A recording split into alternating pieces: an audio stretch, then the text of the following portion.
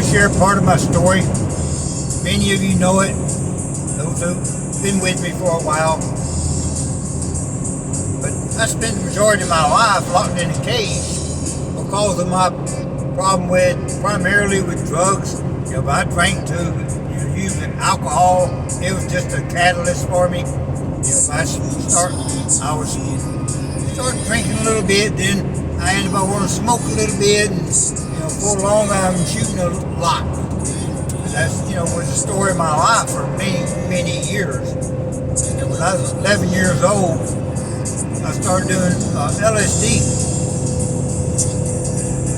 and then that went on for a while, which of course led to many other substances. And by the time I was 21 years old, I'd already been to prison one time and spent a lot of years in juvenile detention centers. And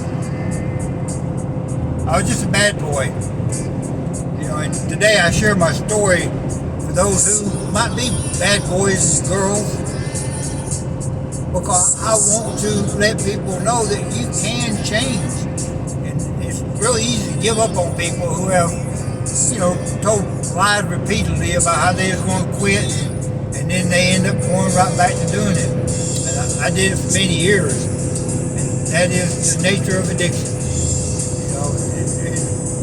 I had to learn to, after I got into recovery, I had to learn to separate the disease from the person, in myself as well as in others who I wanted to be able to help them to be able to live the same way that I was learning to live.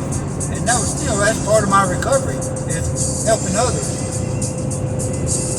And it takes a lot of love and tolerance sometimes to be able to deal with an addict or an addiction, somebody that's struggling with whatever it is.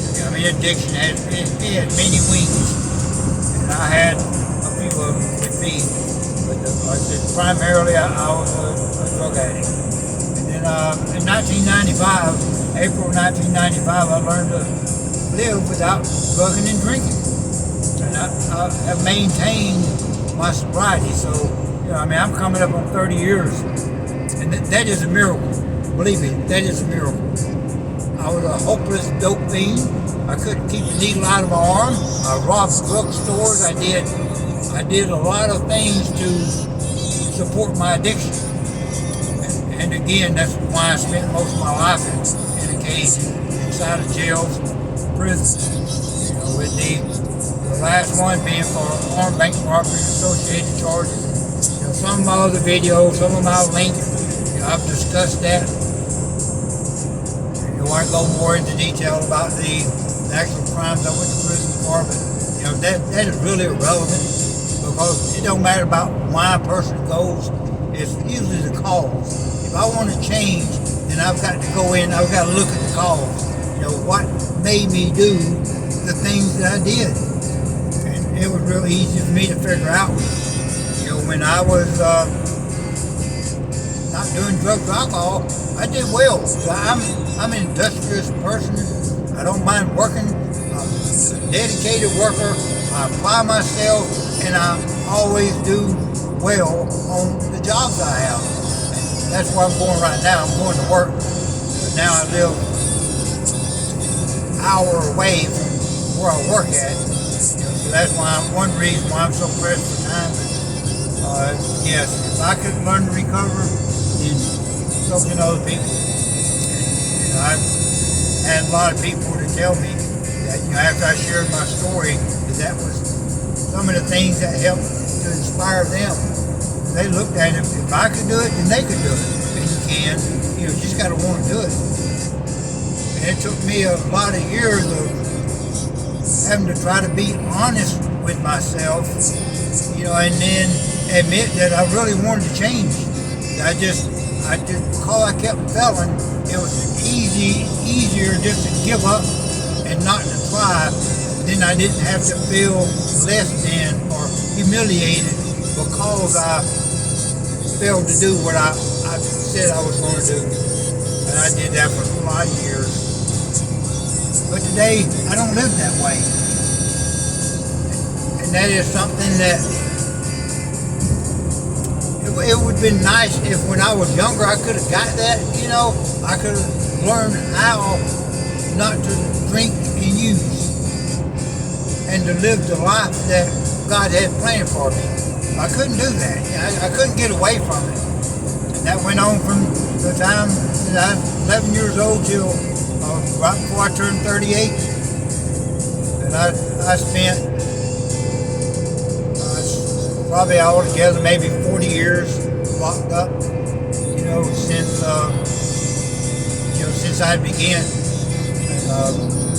And after I quit, I was still in prison for another 23 and a half years. And if I hadn't changed my life while I was inside, and then those last 23 years started working on becoming a better man, I would have never made it to the point I made it today. History would have repeated itself. I would have done the same thing. I'd have got out, went back to drinking and drugging, and before long I'm going to break out in felonies, and I'm going to go around and start collecting victims. Once I go to drinking and drugging, something's going to happen. So today I don't want nothing to happen like that. I want to be a positive influence. I want to help people, not harm people. And that's why I live the life I do today. That gives me a lot of gratitude, and I feel very blessed to be able to be driving up the road right now in my own vehicle that's paid for, and be able to share my story as evidence that you can change. We just got to do it one day at a time. And for those of you who never heard of it, there's programs that will help people. The 12-step programs, Alcoholics Anonymous, Narcotics Anonymous, or Nicotine Anonymous, whatever it is, there's probably a 12-step program for it. And I'm happy today that I don't have to drink or use. And I've seen a lot of people going to 12-step programs, who did change their lives. And a lot of them I met where I was at, who now live productive lives. They, like me, learned to live without the use of drugs or alcohol. And they have good lives. And if you're struggling with the drugging and drinking, and or whatever it is, the issue that you're facing, just know that there's hope. Don't give up. Miracles happen. Just take it one day at a time, and don't hesitate to reach out for help.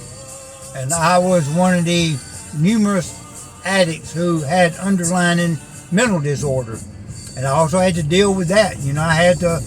I had to deal with the issues that made me want to drink and use. And once I was able to do that, then started to learn to live by different spiritual principles, then I was able to have a different life. The insanity is doing the same thing over and over, expecting a different result. So I had to learn to not to do the same things over and over, because I knew where it was going to end. And so today, I know one is too many and 1,000 is never enough, in the words of the book of Narcotics Anonymous. I do appreciate you listening to me. I hope this helps someone, and don't hesitate to share it. If you're not a subscriber, please subscribe and hit the notification bell. Thank you. Have a wonderful day.